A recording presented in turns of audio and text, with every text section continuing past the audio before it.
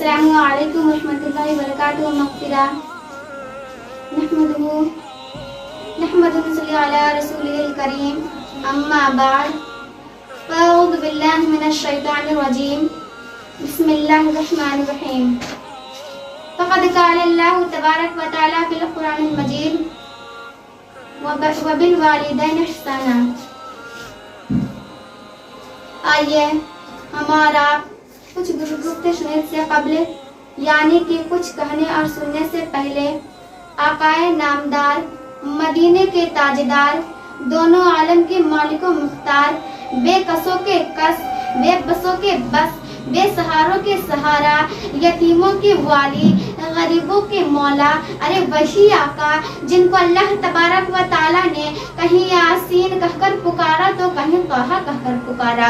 अरे वही आका जिनको अल्लाह तबारक व ताला ने कहीं या अय्युहल मुद्दस्सिर कहकर पुकारा तो कहीं या अय्युहल मुज़म्मिल कहकर पुकारा। हत्ता तो ये उन्हें पूरा का पूरा कुरान मजीद कहकर पुकारा डाला। तो आइए उन्हें आका के बारगाह बेकस पना में झूम झूम कर और अपने लबों को झूम झूम कर गुलामी का सबूत देते हुए पढ़िए बावाज़े बुलंद अल्लाहु मुहम्मदिन सल्लल्लाहु अलैहि वसल्लम।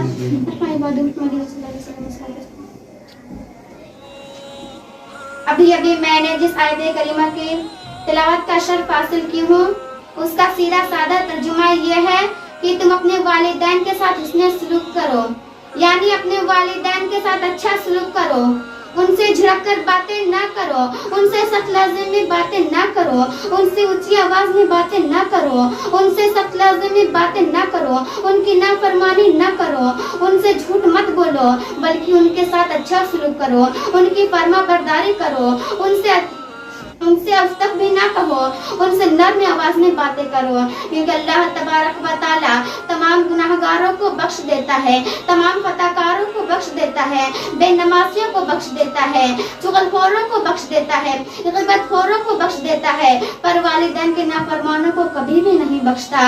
ऐ मुसलमानों, अगर तुम अपनी बख्शाई चाहते हो, अगर तुम अपनी बख्शिश चाहते हो तो अपने वालिदैन के साथ हुस्न सलूक करो, उनसे झिड़क कर बातें ना करो, उनसे उफ तक भी ना कहो, उनकी नाफरमानियां ना करो। अगर तुम अपनी बख्शिश चाहते हो तो उनसे झूठ मत बोलो, अगर तुम अपनी बख्शिश चाहते हो तो उनसे सख्त लहजे में बातें ना करो। अल्लाह तबारक व ताला आपको बख्श देगा, वरना उनसे उनकी नाफरमानियां करोगे तो अल्लाह तबारक व ताला आपको नहीं बख्शेगा। आगे मैं आपको बताते चलूं कि जब बेटा माँ के बारे में सोचेगा तो माँ की ममता की जगह दिल की ममता से आवाज आएगी, ऐ बेटा क्या तू भूल गया, मैं तेरी वही माँ हूँ जिसे मैंने तुझे मैंने अपने शिकन में 9 महीने तक रखा, तुम्हारी आज़ानी को ढोया करती थी, तुम्हें इतनी मुसीबतें झेलकर, तो इतनी परेशानियां झेलकर मैंने तुझे पैदा किया।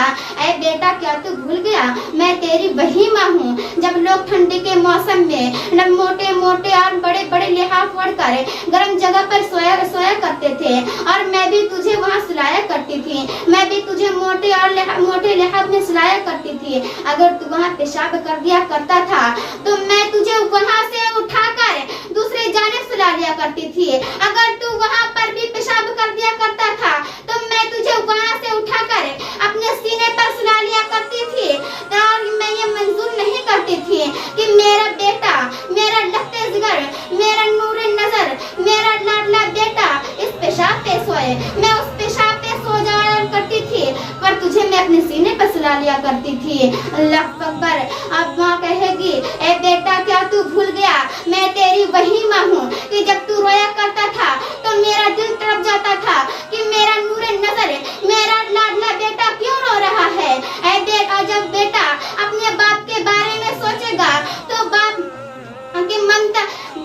के दिल की ममता से आवाज आएगी, ए बेटा क्या तू भूल गया, मैं तेरा वही बाप हूँ जो तुम्हारे खातिर अपने मुल्क को छोड़कर, अपने देश को छोड़कर, अपनी कंट्री को छोड़कर, अपने शहर को छोड़कर दूसरे मुल्क में, दूसरे शहर में, दूसरे कंट्री में तुम्हारे लिए पैसा कमाया करता था, ताकि मेरे लफ्ते जिगर की, मेरे नूरे नजर की, मेरे लाडले बेटे की कोई ख्वाहिशात बाकी न रह जाए। ऐ बेटा क्या तू भूल गया, मैं तेरा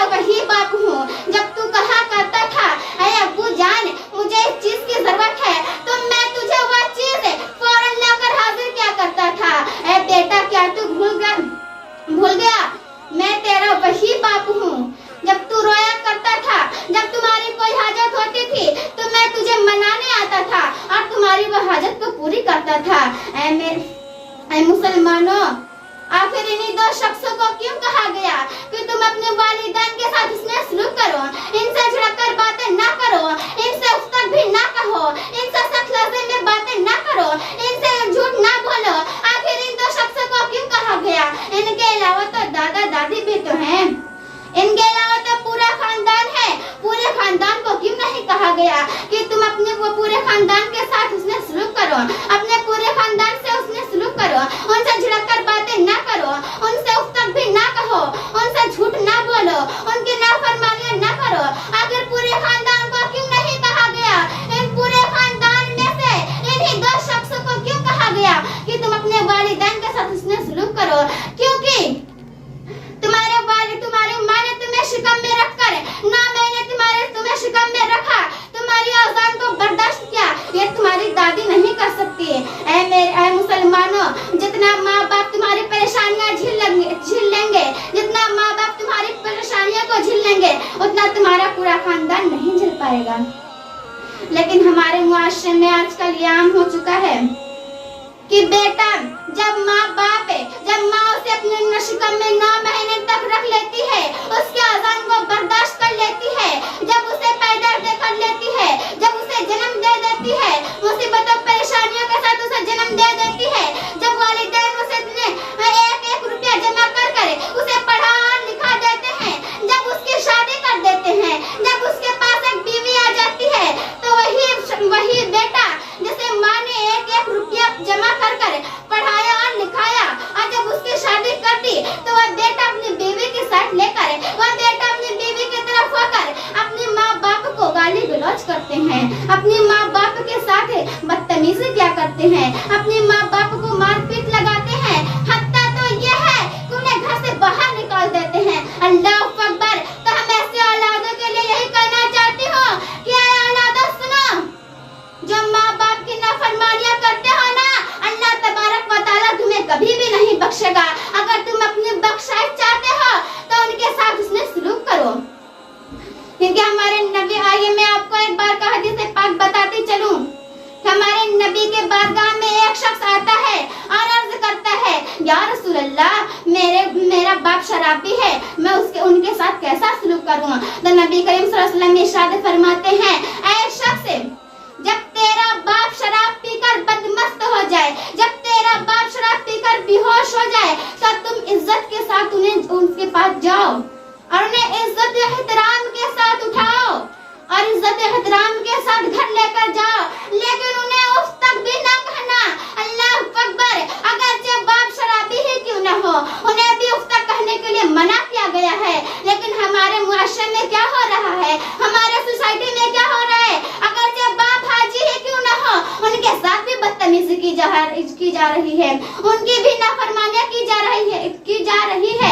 अगरचे बाप शराबी न हो, बल्कि हाजी ही क्यों न हो, उनकी भी नाफरमानियां की जा रही है। अल्लाह तबारक व तआला ऐसे शख्सों को कभी भी नहीं बख्शेगा। आइए मैं आपको बताते चलूं, एक मर्तबा हज़रत मूसा अलैहिस्सलाम बारगाह इलाही में दुआ करते हैं, ऐ परवरदिगारे आलम, तू मुझे मेरे जन्नत के साथी को दुनिया ही में दिखला दे। अल्लाह तबारक व तआला फरमाता है, ऐ मूसा, तुम्हारा जन्नत का साथी फला शहर में, फला बाजार में, फला दुकान में एक कसाब है जिसकी शक्ल ऐसी होगी। हज़रत मूसा अलैहिस्सलाम उस कसाब के दुकान में जाते हैं और वहाँ जाकर बैठे रहते हैं और वह कसाब एक दूसरे के दरमियान, लोगों के दरमियान गोश्त तकसीम करता रहता है और हज़रत मूसा अलैहिस्सलाम वहाँ बैठकर देखते रहते हैं और ऐसे ही बढ़ते शाम होने लगती है। हज़रत मूसा अलैहिस्सलाम इंतजार में रहते हैं कि मेरा जन्नत का साथी कब बारगाह इलाही में दुआ करेगा, कब अल्लाह की बारगाह में सजदा करेगा। हज़रत मूसा अलैहिस्सलाम इंतजार में रहते हैं, पर वह कसाब एक मर्तबा भी बारगाह इलाही में दुआ नहीं करता, एक मर्तबा भी बारगाह इलाही में सजदा नहीं करता। हज़रत मूसा अलैहिस्सलाम अल्लाह तबारक व तआला से दुआ करते हैं, ऐ परवरदिगारे आलम, ऐ मौलाए कायनात, तुमने इस शख्स को किस वजह पर, किस बिना पर मेरे जन्नत का साथी बनाया है? ये सुबह से अभी तक एक मर्तबा तुम्हारे बारगाह में सजदा नहीं किया, किस वजह से तूने मेरे जन्नत के साथी बनाया है? तो वह शख्स शाम हो जाती है, वह शख्स एक टुकड़ा लेता है, एक गोश्त का टुकड़ा लेकर घर की तरफ रवाना हो जाता है। हज़रत मूसा अलैहिस्सलाम उसके घर दावत में जाते हैं और क्या देखते है कि वह शख्स अपनी बूढ़ी माँ के लिए उम्दा खाना पका कर अपनी बूढ़ी माँ को लुकमा लुकमा करके खिलाता है और अपनी बूढ़ी माँ को नए लिबास पहनाता है। हज़रत मूसा अलैहिस्सलाम क्या देखते हैं कि उसकी बूढ़ी माँ, उसका साथ की बूढ़ी माँ बारगाह इलाही में दुआ करती है, ऐ परवरदिगारे आलम, तू मेरे बेटे को जन्नत में हज़रत मूसा अलैहिस्सलाम का साथी बनाना। अल्लाहु अकबर। तो हज़रत मूसा अलैहिस्सलाम सामने आते हैं और अर्ज करते हैं कि तुझे बशारत हो कि मैं मूसा हूँ और तेरा बेटा मेरा जन्नत का साथी है। अल्लाहु अकबर। एक बेटा माँ की खिदमत की वजह से जन्नत में हज़रत मूसा अलैहिस्सलाम का साथी बन सकता है। तो हमें भी चाहिए कि हम अपने माँ बाप की खिदमत करें, उनसे उनकी नाफरमानियां ना करें, उनकी फरमाबरदारी करें। अल्लाह तबारक व तआला हमें भी जन्नत में हज़रत मूसा अलैहिस्सलाम का साथी बना के रखेगा। आगे करें जो हमारे नबी के शान में गुस्ताखी करे, अल्लाह तबारक व तआला उसे भी नहीं बख्शेगा। और दूसरा वह शख्स है जो अपने माँ बाप के हक में, जो अपने माँ बाप के साथ उसमें सलूक ना करे, जो अपने माँ बाप की नाफरमानियां करे, अल्लाह तबारक व तआला इन दो शख्सों को कभी भी नहीं बख्शेगा। ऐ मुसलमानों, अगर तुम अपनी बख्शिश चाहते हो तो नबी की शान में गुस्ताखी ना करो। अगर तुम अपनी बख्शिश चाहते हो तो हुजूर की शान में गुस्ताखी ना करो। अगर तुम अपनी बख्शिश चाहते हो तो नबी के शान में गुस्ताखी ना करो। और हम अपने वालिदैन के शान में अपने वालिदैन के साथ बदतमीजी ना करो, अपने वालिदैन के साथ हुस्न सलूक करो, उनकी नाफरमानी ना करो। अल्लाह तबारक व तआला आपको भी बख्श देगा। ताकि मैं आपको बता दूं कि माँ बाप के साथ है और अपने वालिदैन के साथ है, सिर्फ उफ तक बोलने का कितना बड़ा अंजाम होता है। तो तब बताते चलो कि कल क़यामत के दिन एक शख्स आएगा जो मिस्ल पहाड़ जैसी नेकियां लेकर आएगा और अपनी नेकियों पर अश अश करेगा, अपनी नेकियों पर इतराएगा, अपनी नेकियों पर गुरूर करेगा और कहेगा मुझे जन्नत में जाने से कोई भी नहीं रोक सकता। फरिश्ते उसके अमाल को देखेंगे और अल्लाह तबारक व तआला से अर्ज़ करेंगे, या अल्लाह इसे जन्नत में डाल दो। तो गैब से निदा आएगा, गैब से निदा आएगा कि रुक। और एक छोटा सा कागज आएगा, गैब से एक छोटी सी कागज आएगी जिसके सामने उस शख्स की मिस्ल पहाड़ जैसी नेकियां हल्की हो जाएगी, जिसके सामने उस शख्स की मिस्ल पहाड़ जैसी नेकियां रुई की तरह हो जाएगी। उसकी नेकियों को बर्बाद कर दिया जाएगा, उसकी नेकियों को रद्द कर दिया जाएगा। और अल्लाह तबारक व तआला फरमाएगा कि इस शख्स को मुंह के बल जहन्नम में डाल दो।